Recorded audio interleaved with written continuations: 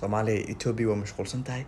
jahanisa haysana aan ka faa'iideysan dhulkina soo ceshan hadda dagaal kadib dhulka cusub iyo baxweeri kala qoray kursiga masiyay sara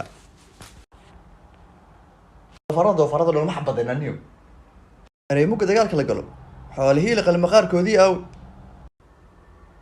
bigi badweyn soo galaamay naga xiran jecel la'aan ma joogi karna naga oo wiil aga war dagaal baan kula jirnaa gormay wabiga xiraayaan jecel man soo raacayaan wariga deer xabadum bilowna hadda حبض رجلي لبس هذيك